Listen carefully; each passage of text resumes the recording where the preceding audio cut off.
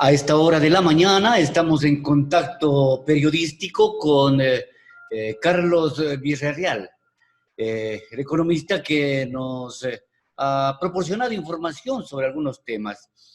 Él vive en Quijos, en el cantón Quijos, en la provincia de Napo, y pues está más bien cerca del proyecto Coca-Codo Sinclair. Y pues además ha realizado estudios sobre este particular.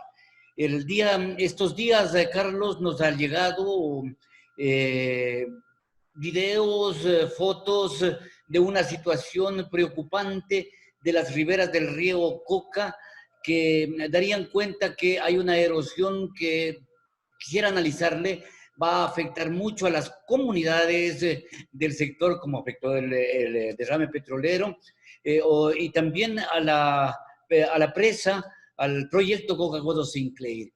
¿Podrías describirnos en primer término cómo está la cosa por allá, Carlos? Te saludamos desde Nina Radio en la ciudad de Puyo para la región amazónica y el mundo. Buenos días, adelante. Muchas gracias, Salomón. Buenos días a la audiencia de tu respetable emisora. El tema de Coca-Cola Sinclair ha sido un tema que lo hemos estudiado, y cuando digo lo hemos estudiado, es la organización y la estación de investigación científica que he fundado aquí en el Quijos. Desde años atrás, cuando empezó el proyecto, y desde entonces hemos mirado con preocupación a partir de los distintos datos y distintas investigaciones sobre los riesgos que tiene el proyecto en conjunto.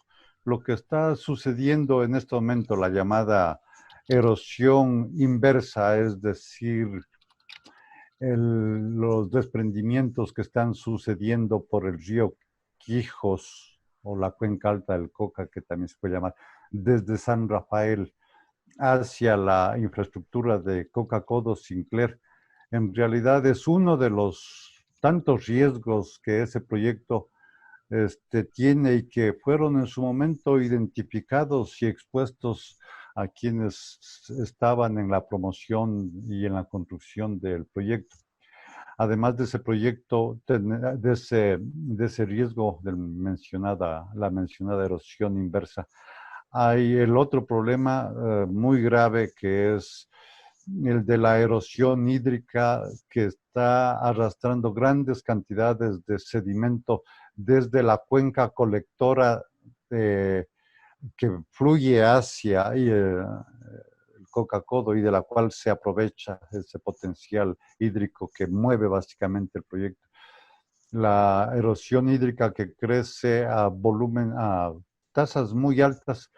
Cuando se hizo el primer estudio del que te hago referencia entre 2013 y 2014, es decir, justo cuando coincidía la construcción del proyecto, utilizando métodos científicos como lo que se llama la ecuación universal de pérdida de suelo, que es una ponderación de un conjunto de variables que van desde la erosividad, la aerodabilidad, la pendiente, los volúmenes de precipitación, la longitud de la pendiente, el tipo de vegetación que existe, en fin, son algunas características.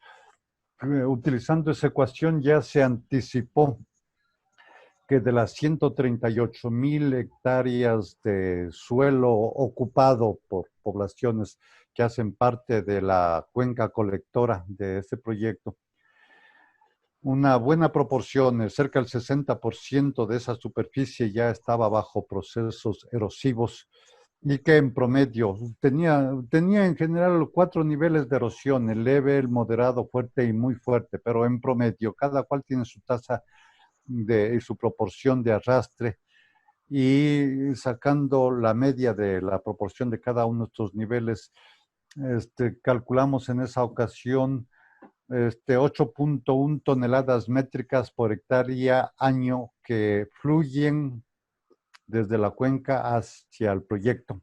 Entonces es un enorme volumen de lodo que va.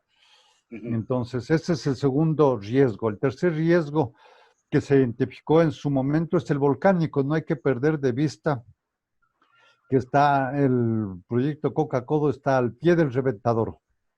O sea, cualquier momento erupciona en condiciones violentas y todos los lájares. Puede también afectar severamente el proyecto. Este es el tercero. El cuarto riesgo es que no hay que perder de vista o hay que tener presente que el Coca-Codo, la infraestructura de Coca-Codo, está dentro de un conjunto de fallas tectónicas. Eso le llaman un accidente tectónico, es el nombre apropiado, que está formado a manera de triángulo por el reventador, el pan de azúcar y el sumaco. Y ese es, el riesgo es tan real que si recordamos los epicentros de los dos sismos o los dos terremotos que se produjeron en 1987, en marzo de 1987, tuvieron precisamente localización en ese sitio, es decir, a unos kilómetros de donde está Coca-Codo Sinclair. Ese sismo tuvo una intensidad en la escala Mercalli. El primero fue de 6.0, el otro de 6.9. Es decir, que está dentro el segundo sobre todo está dentro de la jerarquía de desastroso. Es decir, si vuelve a suceder, y no hay razón para que esa expectativa no pueda estar presente, si vuelve a suceder el proyecto en sí tiene cuarto riesgo. Entonces, todos esos elementos se están conjugando. Ahora, si volvemos al problema en este momento más visible, que es la inversión y la erosión inversa. Esto, según, hay dos elementos que considerar. El uno, el hecho de que cuando sucedió el terremoto del 87, recordarán que fue tan desastroso, se produjeron grandes cantidades de movimientos, de desplazamientos de tierra, de los taludes de todos los ríos de la cuenca del Quijos y del Salado, y en general todos los ríos de aquí de la cuenca que abastece al proyecto. Fue cantidades de lodo y sedimentos que produjeron represamientos en algunos casos, pero la mayor parte se produjo una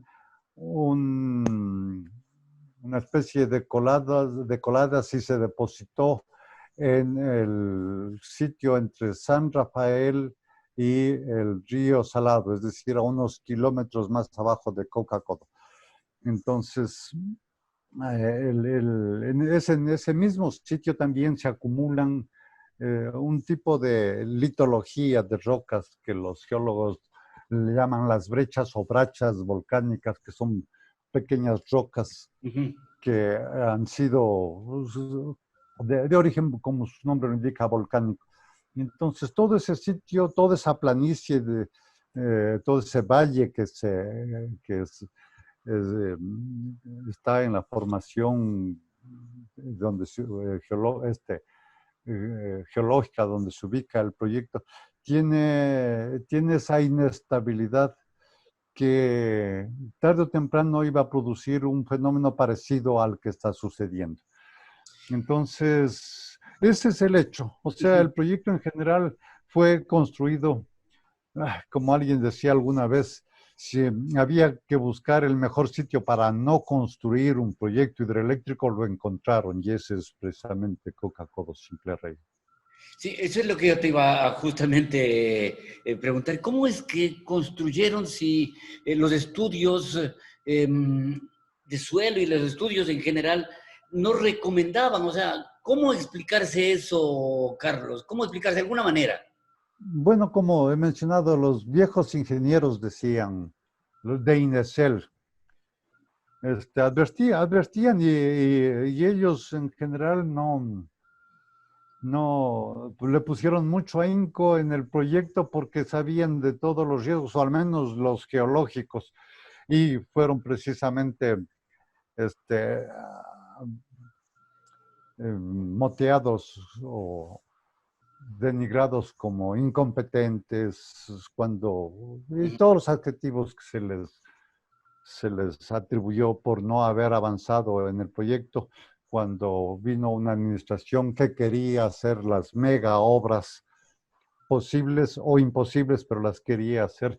Y de hecho, forma parte, a mi juicio, de parte del folclore político ecuatoriano o latinoamericano, meterse a un proyecto de una envergadura tal, sobrepasando las capacidades de generación eléctrica por un lado y los riesgos, como los he mencionado. Cuando digo sobrepasando las capacidades de generación, en ese entonces, con el volumen hídrico que fluía por la cuenca, se calculaba que la mayor capacidad posible podría oscilar en promedio unos 800 megas. Y la infraestructura fue hecha para 1500 megas, creo que casi por decreto, casi por arrogancia, para que tenga la característica de una mega obra. Yo no quiero entrar en otros detalles, pero por supuesto se presume también que entre más costo también había más participación entre privados. Entonces, pero eso ya en este momento no tengo pruebas, pero Es un sí lo poco suficiente. elucubrativo, ¿no es cierto? Pero, sin embargo, Exactamente. cómo es que se emprende en este tipo de proyectos en teniendo estudios y en teniendo la advertencia? Ustedes mismos me contaban, fueron delegados a hacer los estudios y les dejaron con los estudios hechitos. ¿Qué contenían los estudios que ustedes hicieron para que ustedes también hayan poco más o menos dicho que en ese sitio es un ejemplo de donde no se debe hacer una represa? Bueno, aclaración sobre los estudios fue estudios ad hoc, aceptando una invitación para postular, para justamente proponer medidas de mitigación de la erosión hídrica. No se concretó el proyecto de manera que lo descartaron simplemente. Y de hecho eso ha conducido de que en este momento la cuenca hidrográfica del Coca-Codo sea una de las cuencas hidrográficas más importantes y no manejadas que tiene Y más el inestables, país. ¿no? Ahorita. Y más inestables. En este momento creo que se están comenzando a ver los riesgos que en su momento, y no solamente en nuestro caso, sino no fuimos pocos quienes advertimos de que había un cúmulo de riesgos en torno a la construcción de ese proyecto. En su momento parecían tan distantes o inexistentes u olvidables. Y estamos comenzando a mirar ya los costos de haber omitido esta información técnica.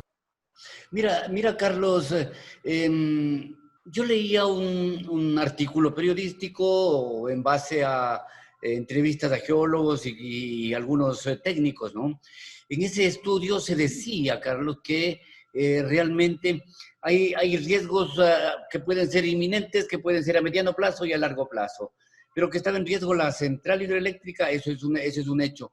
Algunos, digámosle, entre comillas, agoreros, del destino, decían que inclusive podría llegar después de 2 años aquello que en realidad, pues con los desviamientos del cauce del río y cosas, la central hidroeléctrica puede quedar fuera de servicio. ¿Ese riesgo existe en el Coca-Cola Sinclair de acuerdo a tu conocimiento? Yo, por supuesto que sí, no puedo decir si 2 años, 3 años, no lo sé, no podría precisar, pero hay plazos que tienen incertidumbre, digamos, un sismo puede suceder. La tasa de erosión al nivel que estamos mirando cuando calculamos la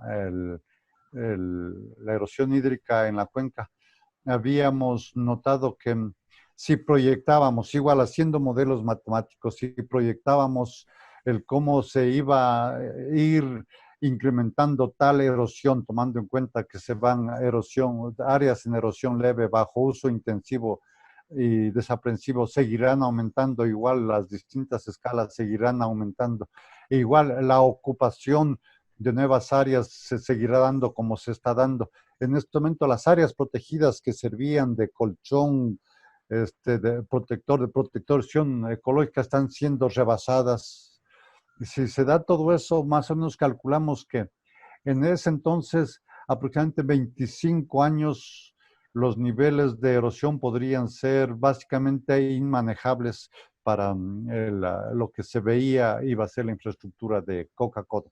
Puede ser que ese es por el segundo factor. El tercero, el caso de la erosión inversa.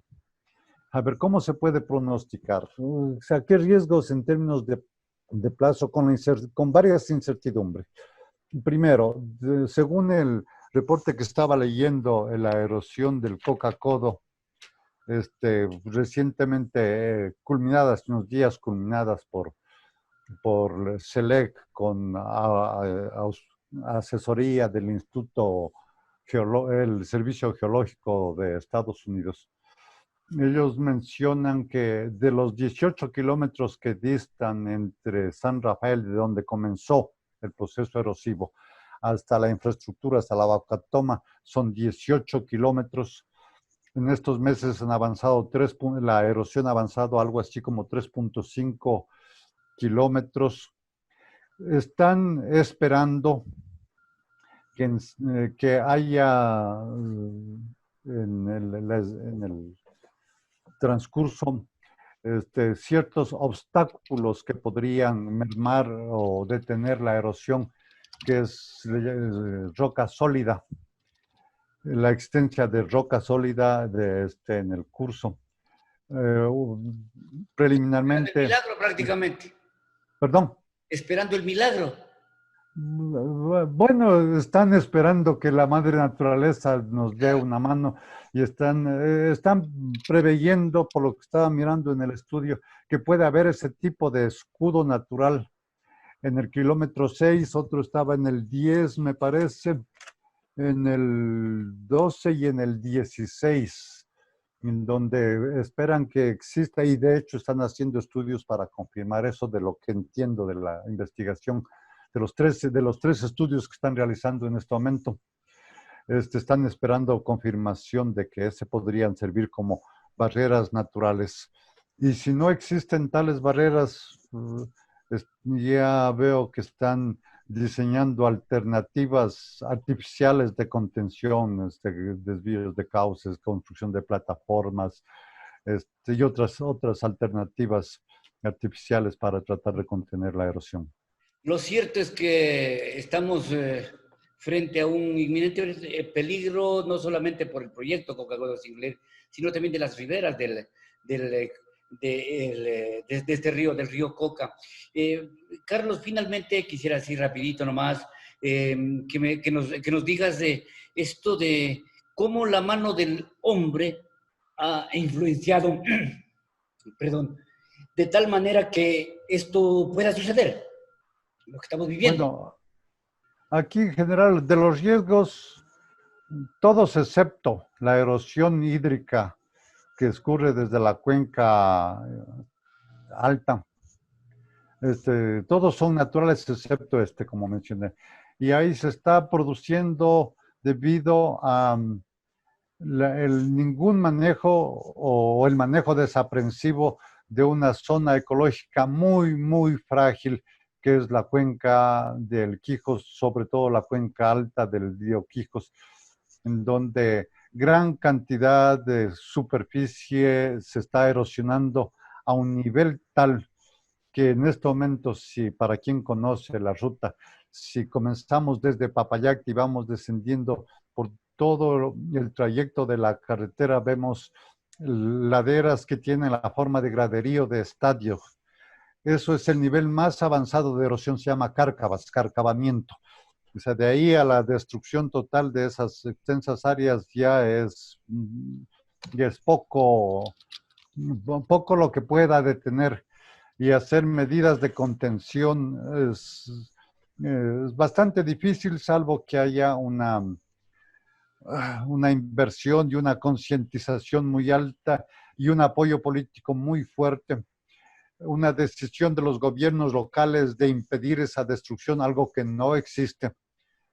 Aquí básicamente el tema ambiental está tan marginado, y aquí debo hacer énfasis en que el propio gobierno local de esta región Ujú, ujú. En cierta manera mantiene una despreocupación absoluta del problema, un desconocimiento de lo que está sucediendo, de la destrucción del hábitat, de, y sobre todo no involucrándose en la solución de los problemas que le corresponden. Si a eso le sumamos también el que mucha gente, en cambio, hace ganadería, sobre todo la intensiva, por su necesidad y por la falta de asistencia, lo hace de la manera que lo hace.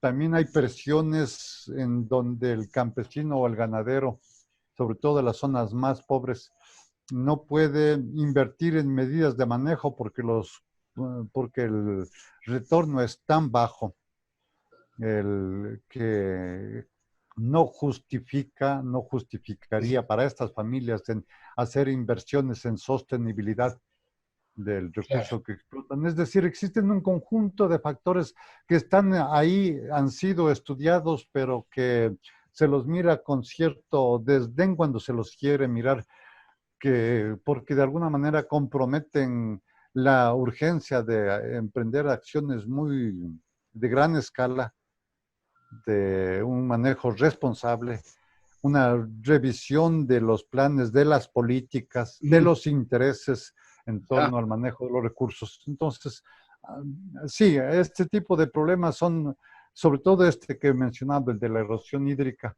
es un problema que está fluyendo lentamente, causando estragos lentamente, pero sostenidamente. ajá. Mira, Carlos, y finalmente, si bien como tú manifiestas, no es posible hacer predicciones en cuánto tiempo y cosas, inclusive que la central hidroeléctrica pues pueda verse afectada de tal manera que quede inutilizada.